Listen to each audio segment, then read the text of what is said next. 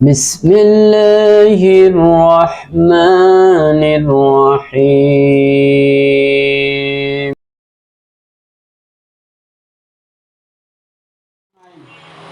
أما بعد أعوذ بالله من الشيطان الرجيم بسم الله الرحمن الرحيم فلا وربك لا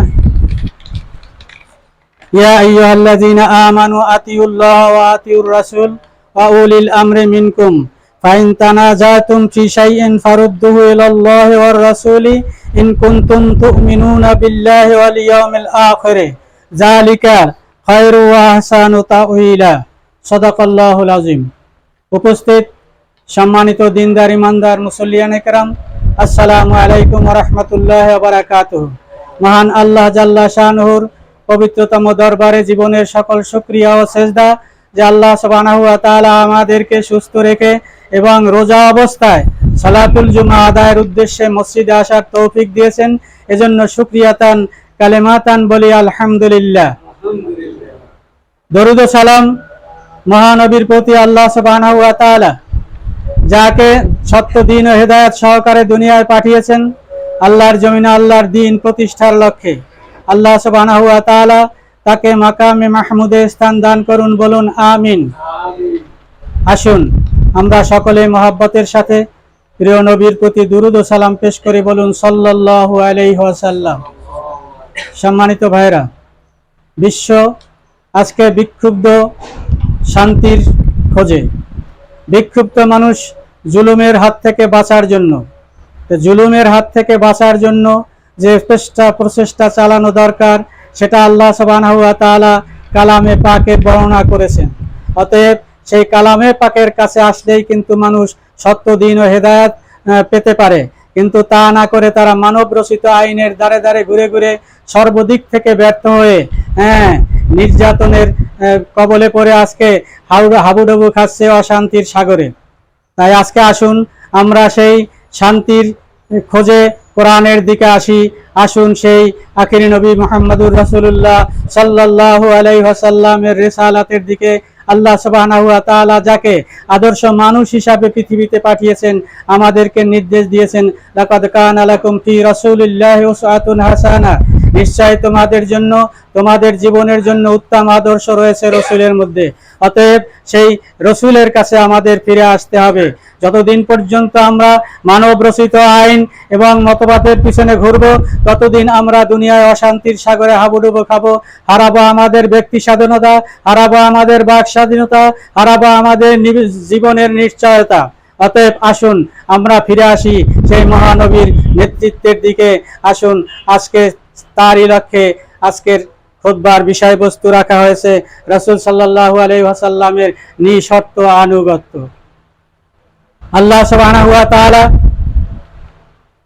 কালামে পাকে ইরশাদ করেন, ইয়া আইয়ুহান নাস ইয়া আইয়ুহাল্লাযীনা আমানু আতিউল্লাহ ওয়া আতিউর রাসূল ওয়া উলিল আমরি মিনকুম, হে ঈমানদারগণ, তোমরা দাসত্ব করো আল্লাহর, আনুগত্য করো আল্লাহর, আর আনুগত্য করো রাসূলের, আর আনুগত্য করো উলিল আমরে মিনকুম, তোমাদের মধ্যে যারা হুকুম দেওয়ার অধিকার রাখে তারা।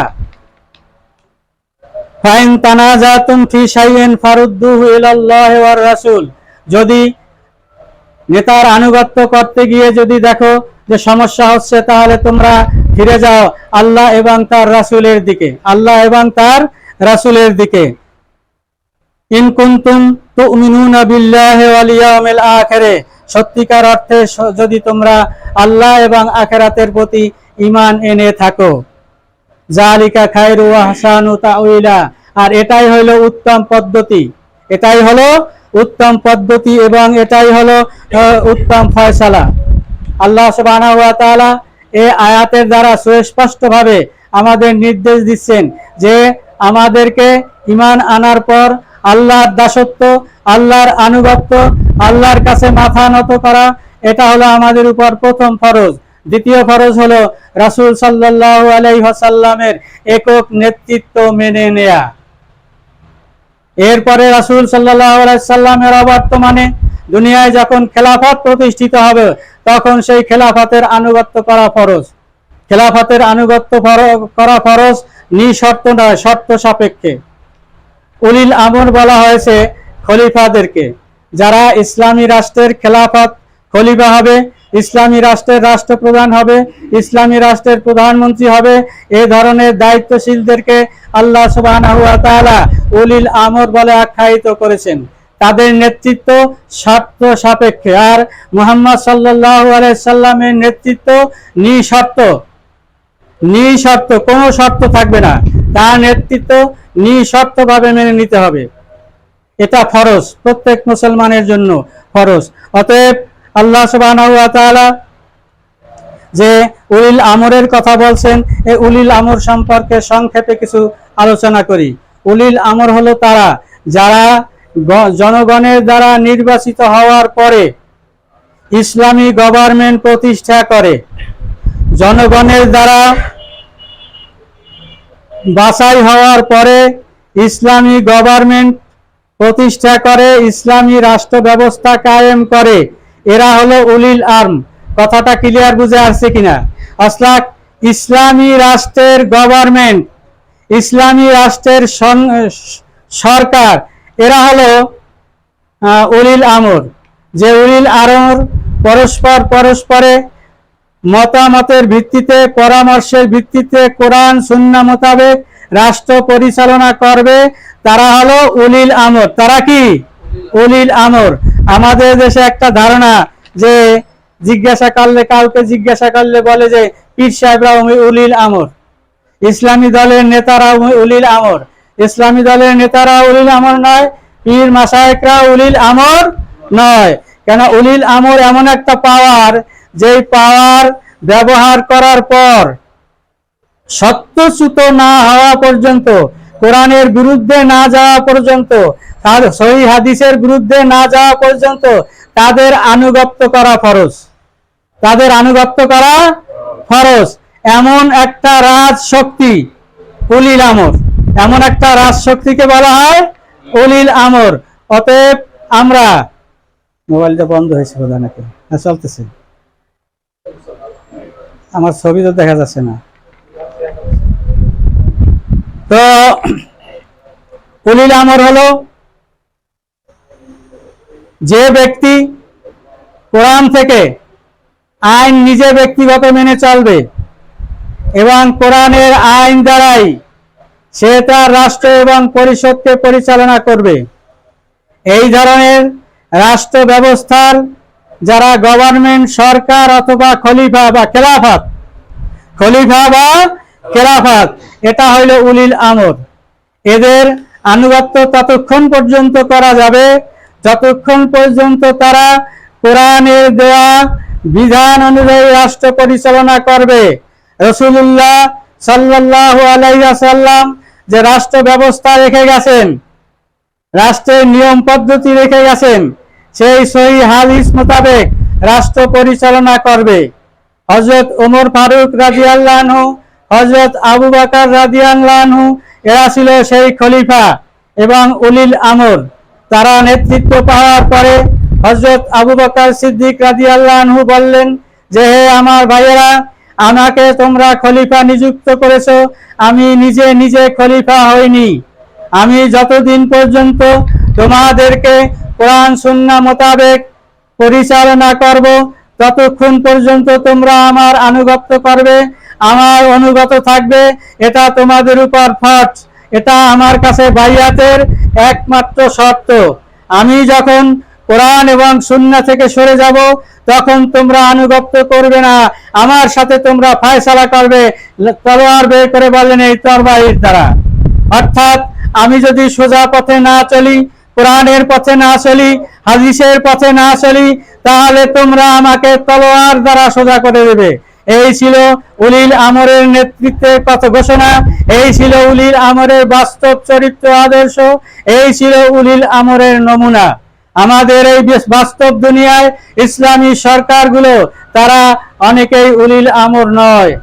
ইরানের গভর্নমেন্ট, এটা ও দেশে রাষ্ট্রীয়ভাবে ইসলাম প্রতিষ্ঠা করে কোরআন হাদিস অনুযায়ী তারা রাষ্ট্র পরিচালনা করে। আমাদের সাথে মত পার্থক্য থাকার পরেও তারা ইসলামী গভর্নমেন্ট, তারা কি ঘোষণা দিয়েছে? ইসলামী গভর্নমেন্ট। এর কারণেই তাদেরকে উলিল আমর বলা যায় ওই দেশের জন্য, আমাদের জন্য নয়, ইরানের জন্য। তারা কোরআনের এই বিধান চালু করে ইসলামী সরকার গঠন করার কারণে এত বড় শক্তিশালী হয়েছে। আমেরিকার মতো দুর্ধর্ষ ডাকাতের বিরুদ্ধে তারা ঐক্যবদ্ধ একটা জাতি, হ্যাঁ, তার সামরিক শক্তিকে মোটেও পরোয়া করে না। ইমরান এমন একটা পর্যায়ে চলে গেছে, ইসলাম প্রতিষ্ঠার পর থেকে তারা অর্থনৈতিক দিক থেকে মজবুতি অর্জন করতেছে, জাতীয় রীতি থেকে মজবুত হইতেছে, রাজনৈতিক দিক থেকে শক্তিশালী হইতেছে, অর্থনৈতিক দিক থেকে শক্তিশালী হইতেছে, সামরিক দিক থেকেও গোটা বিশ্বকে চ্যালেঞ্জ করার মতো একটা পর্যায়ে তারা চলে গেছে, একমাত্র উলিল আমর হওয়ার কারণে। আল্লাহর কোরআন এবং রসুলের হাদিস অনুযায়ী তারা রাষ্ট্র পরিচালনা করে কারণে। অতএব এমনি ধরনের রাষ্ট্র পৃথিবীতে যেখানে আছে সেটাই হলো উলিল আমর। সেটা কি উলিল আমর? সত্য হইল, বাস্তব সত্য কথা হলো এই যে আমাদের প্রিয় মাতৃভূমি বাংলাদেশ এটা উলিল আমরের আওতায় আসে নাই, কারণ আমাদের দেশে কোরআন হাদিসের বিধান হুকুমাত চালু নেই। আমাদের দেশে যা আছে তা হলো ধর্ম নিরপেক্ষবাদ, একটা কুফরি মতবাদ। এই মতবাদ চালু হওয়ার কারণে আমাদের দেশের সরকারকে ততক্ষণ পর্যন্ত আমরা মানব যতক্ষণ পর্যন্ত তারা জাতীয় দেশের কল্যাণে কাজ করবে। দেশ ও জাতির বিরুদ্ধে কাজ করলে তাদের বিরুদ্ধে আমরা স্লোগান দেব, তাদের বিরুদ্ধে আমরা অবস্থান নেব। এছাড়া রাষ্ট্র পরিচালনা করতে গিয়ে তারা যদি শরীয়তের বিরুদ্ধে কোনো পদক্ষেপ নেয় তাহলে আমরা তার বিরুদ্ধে প্রতিবাদ জানাবো এবং সেটা বন্ধ করার জন্য আমরা চেষ্টা করব। অতএব আসুন আল্লাহ সুবহানাহু ওয়া তাআলা যে খেলাফত প্রতিষ্ঠার জন্য যুগে যুগে নবী রাসূল পাঠিয়েছেন, সেই খেলাফত প্রতিষ্ঠার জন্য আমরা শপথ নেই, আমরা আমাদের প্রিয় মাতৃভূমিতে যেন সেই খেলাফত প্রতিষ্ঠা করতে পারি। আল্লাহ সুবহানাহু ওয়া তাআলা আমাদেরকে সেই শক্তি দিন, সুযোগ দিন এবং সেরকম ঈমানের মজবুতি দান করুন, বলুন আমিন। সম্মানিত ভাইয়েরা, রাসূলের নিঃশর্ত আনুগত্য করা ফরজ। নিঃশর্ত আনুগত্য করা কি ফরজ? আল্লাহ সুবহানাহু ওয়া তাআলা সূরা আন-নিসার মধ্যে নিসার 59 আয়াতে কথা বলেছেন। আল্লাহ সূরা নিসার 64 নম্বর আয়াতে বলেছেন, ওমা আরসালনা মির রাসূলিন ইল্লা লিইউতাআ বিইজনিল্লাহ। রাসূলকে আমি পাঠিয়েছি, তোমাদের কাছে আমি রসুল পাঠিয়েছি এই জন্য যে তোমরা রসুলের আনুগত্য করবে আল্লাহর হুকুমে। কার হুকুমে? আল্লাহর হুকুমে। আল্লাহর হুকুমে যে রসুলের আনুগত্য করতে হবে সেই আনুগত্য কিন্তু আল্লাহর হুকুমে রসুলের অবর্তমানে উলিল আমরে মিনকুমের করতে হবে, যারা উলিল আমর হবে। এটাও আল্লাহর নির্দেশ। ততক্ষণ পর্যন্ত উলিল আমরের নির্দেশ পালন করা যাবে যতক্ষণ পর্যন্ত তারা কোরআন এবং সুন্নাহ মোতাবেক রাষ্ট্র পরিচালনা করবে।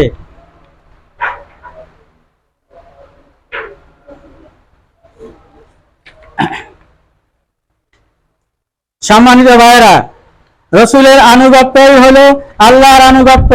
আল্লাহ সুবহানাহু ওয়া তাআলা বলছেন, আতিউল্লাহ, তোমরা আল্লাহর আনুগত্য করো। আল্লাহর আনুগত্য করতে হলে অবশ্যই রাসূলের আনুগত্য করতে হবে। আর যদি রাসূলের আনুগত্য করা না হয় তাহলে সে মুসলমান নয়। আমাদের দেশে প্রায় 85% মুসলমান। আমরা আল্লাহর আনুগত্য করি নিজেরা বলি, অথচ রাসূলের আনুগত্য করি না। রাসূলের আনুগত্য করার অর্থই না লা ইলাহা ইল্লাল্লাহু মুহাম্মাদুর রাসূলুল্লাহ বললাম আর রাসূলের আনুগত্য হয়ে গেল, তা নয়। রাসূলের আনুগত্য হলো রাসূল সাল্লাল্লাহু আলাইহি ওয়াসাল্লাম যে আদর্শ অনুসরণ করে কোরআনের বিধান মতো নিজের জীবন যাপন করেছেন এবং সেই কোরআনের বিধান বাস্তবে দেশে, রাষ্ট্রে, সমাজে, পরিবারে পরিচালনা করেছেন। সেই রাষ্ট্রীয় ব্যবস্থা পরিচালনার মধ্যে দিয়েই রাসূলের আনুগত্য করতে হবে, রাসূলকে বিশ্বাস করতে হবে। রাসূলের আদর্শকে অনুসরণ করা হলো রাসূলের আনুগত্য। রাসূলের আনুগত্যের অর্থ কি? রাসূলের আদর্শের অনুসরণ করা। আমাদের দেশের 90% মানুষ রাসূলের আদর্শের অনুসরণ করে না। এক একজন এক এক ধরনের আদর্শের অনুসরণ করে। কেউ করে মরহুম জাতির জনক বঙ্গবন্ধুর আদর্শ, কেউ জিয়ার আদর্শ, কেউ চীনের আদর্শ, কেউ রাশিয়ার আদর্শ, কেউ পালন করে ভারতীয় আদর্শ, কেউ পালন করে আমেরিকার আদর্শ। রসুলের আদর্শ কেউ পালন করে না বিধায় ওই ব্যক্তি নামাজ পড়লে নামাজ হবে না। এই নামাজ পড়াটা মুনাফিকি। কথা ক্লিয়ার বোঝার চেষ্টা করবেন। যে ব্যক্তি আল্লাহ রসুল যে আদর্শ বাস্তব জীবনে পালন করেছে সেই আদর্শ মেনে চলবে না, ওই ব্যক্তি মুনাফিক। নামাজ পড়লেও মুনাফিক, রোজা রাখলেও মুনাফিক, আর সে মুশরিক। কারণ রসুলের আদর্শ অনুসরণ যে না করে সে অন্য কারো আদর্শ অনুসরণ করে, তাই না? কথাটা ক্লিয়ার কিনা? কথা বুঝতে পারছি? আল্লাহর হুকুম যে না মানে সে কার হুকুম মানে? শয়তানের হুকুম মানে। মিনাল জিন্নাতি ওয়ান নাস, মানুষ এবং শয়তানের মধ্যে যে ব্যক্তি নেতৃত্ব দেয় আল্লাহর বিধানের বিপরীত, তার আইন মানে, তাহলে ওই ব্যক্তি মুসলমান নয়, ওই ব্যক্তি মুনাফিক এবং ওই ব্যক্তি মুশরিক। তাই রাসূলুল্লাহ সাল্লাল্লাহু আলাইহি সাল্লামের আনুগত্য যদি কেউ না করে তাহলে আল্লাহর আনুগত্য করা হয় না। এই কথা আল্লাহ সুবহানাহু ওয়া তাআলা সূরা নিসার 80 নম্বর আয়াতে এভাবে বলেছেন, মাইয়ুতিউর রাসূলা ফাকাদ আতা আল্লাহ, যে ব্যক্তি রাসূলের আনুগত্য করবে, অনুসরণ করবে, যে ব্যক্তি রাসূলের আনুগত্য এবং অনুসরণ করবে, ফাকাদ আতা আল্লাহ, অবশ্যই সে আল্লাহর আনুগত্য করলো, আল্লাহর দাসত্ব করলো। আর যদি রাসূলের আনুগত্য না করলো তাহলে আল্লাহর আনুগত্য এবং আল্লাহর দাসত্ব তার করা হলো না। আমান তাওয়াল্লাহ, যদি এর থেকে কেউ ফিরে যায়, ফামা আরসালনাকা আলাইহিম হাফিজা, হে নবী আপনি জেনে রাখুন আপনাকে ওদের হেফাজতের দায়িত্ব দিয়ে পাঠানো হয় নাই। আপনার কাজ আপনি ওদেরকে দাওয়াত দিবেন, আপনার আদর্শের কথা বলবেন, আপনার চরিত্র আদর্শের মাধ্যমে, কথার মাধ্যমে, কাজের মাধ্যমে তাদের কাছে উপস্থাপন করবেন। এরপর যদি তারা মানে দোজার মুসলিম, তারা তখন হবে মুসলমান। আর যদি না মানে তারা কাফের। তারা কি? কাফের। তাদেরকে পিয়াপিই করে বাধ্য করে দিনে আনা আপনার দায়িত্ব নয়। এই দায়িত্ব দিয়ে, পুলিশি দায়িত্ব দিয়ে, দারোগার দায়িত্ব দিয়ে আপনাকে দুনিয়ায় পাঠানো হয়নি। আপনাকে পাঠানো হয়েছে দিনের কথা বলা, হকের কথা বলা, ইসলামের কথা বলা, আল্লাহর দ্বীন আল্লাহর জমিনে প্রতিষ্ঠা করার জন্য দায়িত্ব দিয়ে আপনাকে পাঠানো হয়েছে। আপনি শুধু সেই দায়িত্বটুকুই পালন করেন। কাকে হেদায়েত করতে হবে, কাকে হেদায়েত করা লাগবে না, এটা আমি আল্লাহ সুবহানাহু ওয়া তাআলাই জানি এবং আমার দায়িত্বে এটা হবে। অতএব আসুন আমরা এই কথাটা ভালোভাবে বলার চেষ্টা করি। যে ব্যক্তি আল্লাহর দাসত্ব করতে চায় তাকে অবশ্যই রাসূল সাল্লাল্লাহু আলাইহি ওয়াসাল্লামের আনুগত্য অনুসরণ করতে হবে। সে যদি রাসূল সাল্লাল্লাহু আলাইহি ওয়াসাল্লামের উপর হাজারো বার কোটি বার দুরূদ করে, আর যদি মানব রচিত কোনো আইনের, কোনো মতাদর্শের, কোনো মতবাদের অনুসরণ করে, তাহলে রাসূলের আনুগত্য তার করা হলো না। অতএব আমাদের সাবধান হতে হবে। যদি আমরা নিজেদেরকে মুসলিম বলে পরিচয় দেই, নিজেদেরকে মুসলমান বলে পরিচয় দেই, আল্লাহর নবীর উম্মত বলে পরিচয় দেই, তাহলে অবশ্যই আল্লাহর দাসত্ব করতে হবে এবং নবী মুহাম্মদ সাল্লাল্লাহু আলাইহি সাল্লামের আনুগত্য অনুসরণ করতে হবে। এর বাইরে মুসলমান থাকার কোনো সুযোগ নাই, কোনো সুযোগ নাই। অতএব সাবধান হতে হবে। রাসূলের আনুগত্য সাধারণ কোনো আনুগত্য নয়। রাসূলের আনুগত্য এমন আনুগত্য যে আনুগত্য নিঃশর্তভাবে করতে হবে, কোনো শর্ত আরোপ করা যাবে না, কোনো শর্ত নাই। রাসূলের আনুগত্য নিঃশর্ত আনুগত্য, কোনো শর্ত আরোপ করা যাবে না, শর্ত নেই। কেন? তিনটা কারণে। রাসূলের নিঃশর্ত আনুগত্য করা প্রত্যেকটি ঈমানদার মুমিনের জন্য ফরজ। যদি না করে তাহলে সে মুমিনও নয়, ঈমানদারও নয়, মুসলমানও নয়। আল্লাহ সুবহানাহু ওয়া তাআলা সূরা আন-নাজমের 3 এবং 4 নম্বর আয়াতে বলেন, আমা ইয়ানতিকু আনিল হাওয়া ইন হুয়া ইল্লা ওয়াহয়ুন ইউহা। রাসূলের নিঃশর্ত আনুগত্যের প্রথম কারণ, শুনবেন খেয়াল করে, প্রথম কারণ কি? যে আমার নবী, আমার রাসূল, আখেরি নবী মুহাম্মদ, তিনি নিজে বানিয়ে কোনো কথা বলেন না। কি বলছি? যে রাসূল মনের থেকে, নিজের আবেগে বানিয়ে কোনো কথা বলেন না। তিনি যা বলেন ইন হুয়া ইল্লা ওয়াহয়ুন ইউহা, আল্লাহর ওহী ছাড়া ইন হুয়া ইল্লা ওয়াহিয়ুন ইউহা, তিনি আল্লাহর ওহীর বাহিরে কোনো কথা বলেন না। যখন আল্লাহর কাছ থেকে ওহী আসে সেই ওহীর নির্দেশে তিনি কথা বলেন, এছাড়া নিজে বানিয়ে কোনো কথা বলেন না। এটা হলো রাসূলকে নিঃশর্তভাবে আনুগত্য করার প্রথম কারণ, 1 নাম্বার কারণ। 2 নাম্বার কারণ, সূরা আল হাসরের 7 নাম্বার আয়াতে আল্লাহ সুবহানাহু ওয়া তাআলা এই কথা এভাবে বলেছেন, আমা আতাকুমুর রাসূলু ফাখুযুহু আমা নাহাকুম আনহু ফান্তাহু, আমা নাহাকুম আনহু ফান্তাহু। আল্লাহ সুবহানাহু ওয়া তাআলা রাসূলের নিঃশর্ত আনুগত্যের ব্যাপারে 2 নম্বর শর্ত আরোপ করেছেন। সেটা কি?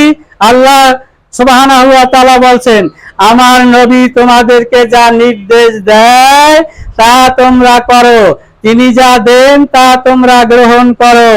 আতাকুমুর রাসূলু, রাসূল যা তোমাদের আদেশ করে, তোমাদের দেয়, নির্দেশ দেয়, তা তোমরা গ্রহণ করো। আমার আহাকুম ফান্তাহু, আর তিনি যা নিষেধ করেন, বারণ করেন, করতে মানা করেছেন, সেগুলো থেকে তোমরা বিরত থাকো। তাহলে 2 নাম্বার নিঃশর্ত আনুগত্যের কারণটা কি? কারণ হলো আল্লাহর নবীকে আল্লাহ সুবহানাহু ওয়া তাআলা এমন পাওয়ার দিয়েছেন যে তিনি 1 নম্বরে তিনি আল্লাহর কথা ছাড়া কোনো কথা বলেন না। যেহেতু তিনি আল্লাহর হুকুমেই কথা বলেন, সেহেতু আল্লাহর নবী যা বলেন তা তোমাদের মেনে নেওয়া 1 নম্বর ফরজ। 1 নম্বর ফরজ। 2 নম্বর ফরজ হলো তিনি যেহেতু আল্লাহর কথা মতো চলেন, আল্লাহর হুকুমে চলেন, আল্লাহর হুকুমে কথা বলেন, অতএব তিনি যা তোমাদেরকে নিষেধ করেন তা থেকে তোমরা বিরত থাকো। এটা তোমাদের জন্য ফরজ, এটা তোমাদের ঈমানের দাবি। অতএব আল্লাহ রাসূল যা করতে বলেছেন, আল্লাহ রাসূল যা দিয়েছেন, তার বাহিরে আর কোন ইসলাম থাকতে পারে না। 3 নম্বর সর্বশেষ চূড়ান্ত ফয়সালা আল্লাহ সুবহানাহু ওয়া তাআলা মুহাম্মদুর রাসূলুল্লাহ সাল্লাল্লাহু আলাইহি সাল্লামকে এই শক্তি এবং পাওয়ার দিয়েছেন যে তিনি যে ফয়সালা করবেন সেই ফয়সালাই সত্যিকারের ফয়সালা, সেই ফয়সালাই ইসলামী দুনিয়ার সকল মানুষকে মেনে নিতে হবে। এই কারণে আল্লাহ সুবহানাহু ওয়া তাআলা সূরা নিসার 65 নম্বর আয়াতে কথাটা এভাবে বলেছেন, ফালা ওয়া রাব্বিকা লা ইউমিনুনা হাত্তা ইউহাক্কিমুকা ফিমা শাজারা বাইনাহুম সুম্মা লা ইয়াজিদু ফি আনফুসিহিম হাওয়াজাম মিম্মা কাদাইতা ওয়া ইউসাল্লিমু তাসলিমা। আল্লাহ সুবহানাহু ওয়া তাআলা মুহাম্মদ সাল্লাল্লাহু আলাইহি ওয়াসাল্লামকে সাক্ষী দিয়েছেন, মুহাম্মদ সাল্লাল্লাহু আলাইহি ওয়াসাল্লামকে বলছেন যে হে নবী, তোমার রবের কসম করে বলছি। কসম খেয়েছেন কে? আল্লাহ। কসম খেয়েছেন কে? আল্লাহ। ফালা ওয়া রাব্বুকা, কখনোই নয়, তোমার রবের কসম। আল্লাহ আল্লাহর কসম খেয়েছেন। সুবহানাল্লাহ বলবেন না? আল্লাহ আল্লাহ কসম খান কখন? যখন গুরুত্বপূর্ণ একটা ইনফরমেশন মেসেজ সৃষ্টিকুলের জন্য, মানব জাতির জন্য পাঠান, ওইটার গুরুত্ব বুঝাবার জন্য আল্লাহ তার নিজের কসম খান। আল্লাহ তার কসম খাইতে পারেন না, এ কারণে তার নিজের কসম খেয়ে ওই জিনিসটার, ওই ব্যাপারটার, ওই পদ্ধতিটার, ওই নিয়মটার, ওই খবরটার গুরুত্ব বুঝাবার জন্য আল্লাহ সুবহানাহু ওয়া তাআলা কসম খেয়ে থাকেন। তিনি বলেন, লা ইউমিনুনা, ওরা কখনো ঈমানদার হতে পারবে না, ওরা কখনো ঈমানদার নয়, হাত্তা ইউহাক্কিমুকা ফিমা শাজারা বাইনাকুম, ওদের পরস্পরের মধ্যে কোনো ঝগড়াঝাটি, মারামারি যদি সংগঠিত হয় এবং মনোমালিন্যের সৃষ্টি হয়, সেই মীমাংসার জন্য তোমাকে যতক্ষণ পর্যন্ত মীমাংসাকারী হিসাবে মেনে না নিবে ততক্ষণ পর্যন্ত ওরা মুমিন নয়। কে বলছেন? আল্লাহ বলছেন। তাহলে রাসূলকে কত বড় পাওয়ার দিয়েছেন? প্রথম পাওয়ার দিয়েছেন রাসূলের আনুগত্যই আল্লাহর আনুগত্য। কি বলছেন? রাসূলের আনুগত্য আল্লাহর আনুগত্য। রাসূল যা বলে তা তোমরা করো, রাসূল যা নিষেধ করে তা থেকে তোমরা বিরত থাকো। আর এখন বলছেন, যখন কোনো সমস্যা দেখা দিবে, পরস্পরের মধ্যে আভ্যন্তরীণ কোনো কোন্দল দেখা দিবে, তখন সেই কোন্দল মীমাংসা করবেন কে? আল্লাহ নবী মুহাম্মদুর রাসূলুল্লাহ সাল্লাল্লাহু আলাইহি ওয়াসাল্লাম। সম্মানিত ভাইরা, আল্লাহ সুবহানাহু ওয়া তাআলা তাই কথাটা এভাবে বলছেন, যে ততক্ষণ পর্যন্ত ওরা মুমিন হতে পারবে না যতক্ষণ পর্যন্ত তোমাকে তাদের মীমাংসাকারী হিসাবে না মানবে। অথবা সুম্মা লা ইয়াজিদু ফি আনফুসিহিম হারাজান, তখন তুমি ফয়সালা করে দেবে, মীমাংসা করে দেবে, সেই মীমাংসাটাকে তারা সর্বশেষ চূড়ান্ত মীমাংসা হিসাবে মেনে না নিবে, নিজের মনে কোনো কুণ্ঠাবোধ থাকবে না, কুণ্ঠাবোধ না করে স্বেচ্ছায় নির্বিবাদে নির্বিকারে সেই ফয়সালাকে মেনে নেবে, না নেবে ততক্ষণ পর্যন্ত তারা মুমিন নয়।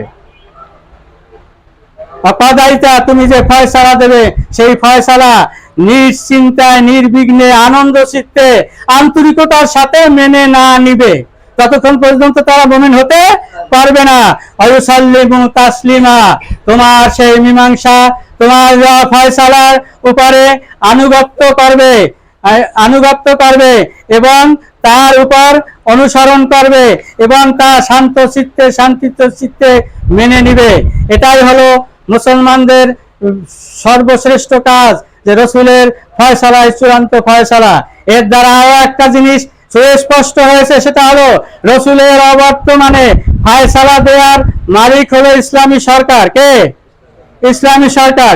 ইসলামী সরকার যে দেশে নেই সে দেশে ফয়সালা দেওয়ার আর কারো কোনো অধিকার নাই, মাযহাবের ফয়সালা দেওয়ার কোনো অধিকার নাই। অতএব মাযহাবের কোনো ফয়সালা যদি কেউ মেনে নিয়ে সেই অনুসরণ করে, এটা যদি রাসূল সাল্লাল্লাহু আলাইহি সাল্লামের আদর্শের বিরোধী হয়, আনুগত্যের বিরোধী হয়, তার রেখে যাওয়া সুন্নাতের বিরোধী হয়, তাহলে সে কুফরি করবে, তাহলে স্বীকার করবে, কুফরি করবে। অতএব এখানে ফয়সালা দেওয়ার অধিকার একমাত্র আল্লাহ রাসূল সাল্লাল্লাহু আলাইহি সাল্লাম, তিনি যে ফয়সালা দিয়ে গেছেন সেই কিয়ামত পর্যন্ত সেই ফয়সালা কার্যকরী থাকবে। এর বাহির থেকে কোনো মাযহাব, কোনো উলামা ইকরাম, কোনো মুফতি, কোনো বুজুর্গানে দ্বীনের, কোনো পীর মাশায়েখের কোনো ফয়সালা ইসলামী আদর্শের মধ্যে ঢুকতে পারবে না। শুধু কোরআন এবং সুন্নাহ মোতাবেক যে ফয়সালা রাসূলের জীবন আদর্শ, জীবদ্দশায় হয়ে গেছে, সেই ফয়সালা ছাড়া আর কোনো ফয়সালা মুসলমানের জন্য কার্যকরী নয়। ইসলামী গভর্নমেন্ট ওই ফয়সালাই যতক্ষণ পর্যন্ত দিবে ততক্ষণ পর্যন্ত উলিল আমর তার হুকুম পালন করতে হবে, অন্যথায় হুকুম পালন করা যাবে না। হযরত ওমর ফারুক রাদিয়াল্লাহু আনহুর সময় তিনি যে শাসন পরিচালনা করেছিলেন, তিনি শাসন ক্ষমতায় বসার সময় একই কথা বলেছেন আবু বকরের মতো, হে আমার ভাইয়েরা, আপনারা আমাকে খেলাফতের দায়িত্ব দিয়েছেন, যতদিন আমি খলিফা হিসাবে আপনাদের দায়িত্ব হিসাবে খেলাফতের দায়িত্ব কোরআন সুন্নাহ মোতাবেক রাসূলের আদর্শ মোতাবেক পরিচালনা করব, ততদিন আপনারা আমার আনুগত্য করবেন। আর যদি আমি তার বাহিরে যাই তাহলে তলোয়ারের দ্বারা আপনারা ফয়সালা করবেন। এই হলো ইসলামী গভর্নমেন্ট, এই হলো ইসলামী খেলাফতের বাস্তব রূপ। অতএব আমাদের দেশে সরকার আছে, ইসলাম নাই, আদর্শ আছে, চরিত্র নাই। কথাটা কি বেতাল বললাম নাকি? কি বলেন নাই? আদর্শ আছে। কার আদর্শ আছে? রাসূলের আদর্শ নাই, যার কারণে চরিত্র নাই। যার কারণে কি চরিত্র নাই, চরিত্রহীন নেতা নেত্রী সারা দুনিয়াটাকে জাহান্নামের আগুনে পুড়ে ফেলেছে ইসলাম নারায় থাকার কারণে। আজকে যদি আমরা শান্তি চাই তাহলে রাসূলের মতো নেতৃত্ব প্রতিষ্ঠা করতে হবে দেশে সমাজে, তাহলে দেশ ও সমাজে শান্তি ফিরে আসবে। লর্ড বার্নার শাহ বলেছিলেন যে পৃথিবীতে যদি সেই মুহাম্মদের মতো এক নায়ক পৃথিবীতে আবার ক্ষমতায় আসে তাহলে এই পৃথিবীতে শান্তি প্রতিষ্ঠা হবে, অন্যথায় পৃথিবীতে শান্তি প্রতিষ্ঠা হবে না। একজন খ্রিস্টান যাজক তিনি এই মন্তব্য করেছিলেন। তাহলে আমরা যারা মুসলমান তাদের এই ধারণা নাই, খ্রিস্টানদের মতো মতবাদ চিন্তাধারা আমাদের নাই। তারা বলেছেন মুহাম্মাদের মতো একক নায়ক হিসাবে সত্য দিন যেভাবে প্রতিষ্ঠা করে মানুষের সমাজে শান্তি প্রতিষ্ঠা করেছিল, সেরকম একজন নায়ক যদি পৃথিবীতে আসে আর ইসলামের বাস্তবায়ন করে তাহলে সত্যিকার অর্থে পৃথিবীতে শান্তি প্রতিষ্ঠা হবে, অন্যথায় পৃথিবীতে শান্তি প্রতিষ্ঠা হওয়ার কোনো সুযোগ নেই। অতএব সম্মানিত ভাইয়েরা, আমরা আসুন প্রচন্ড গরমের মধ্যে খুতবার প্রসার আর বাড়াইতে চাই না, এখানেই শেষ করে দেব। আজকের আলোচ্য বিষয় ছিল রসুলের আনুগত্য। কার আনুগত্য? রসুলের আনুগত্য। সেটা কেমন হতে হবে? নিঃশর্ত আনুগত্য। নিঃশর্ত আনুগত্য, কোনো শর্ত নেই, চোখ নাই, না দেখেই বলতে হবে এটা সাপ। চোখ নাই, এটা যেরকম না দেখেই বিশ্বাস করে, ঠিক আমাদেরকে রসুলের আনুগত্যের ব্যাপারে কোনো বোঝা সোজার ব্যাপার নাই। রসুল যা বলেছেন, রসুল যা করেছেন, সত্যিকার অর্থে তার আনুগত্য করতে হবে, তার নেতৃত্ব মেনে নিতে হবে। আজকে যদি রসুলের মতো একজন নেতৃত্ব বাংলাদেশের এই জমিনে থাকতো, সরকারের মধ্যেও থাকতো, তাহলে বাংলাদেশে শান্তি প্রতিষ্ঠা করত, কোনো সন্দেহ নেই। আজকে আমাদের দেশের গভর্নর, প্রেসিডেন্ট এবং আমাদের দেশের প্রধানমন্ত্রী, তারা নিজেদেরকে মুসলিম বলে পরিচয় দেয়, মুসলিম নামধারী, এই পরিচয়ধারী এই মুসলমানগুলো যদি আল্লাহ রসুলের আদর্শের সত্যিকার অনুসরণ করে বাংলাদেশের জমিনে আল্লাহর নবীর রেখে যাওয়া আদর্শ প্রতিষ্ঠার মাধ্যমে শান্তি প্রতিষ্ঠার চেষ্টা করত, তাহলে বাংলাদেশে এত হাহাকার থাকতো না, শান্তি প্রতিষ্ঠা হতো, বাংলাদেশের মানুষ জান্নাতে বসবাস করত দুনিয়াতে বসে।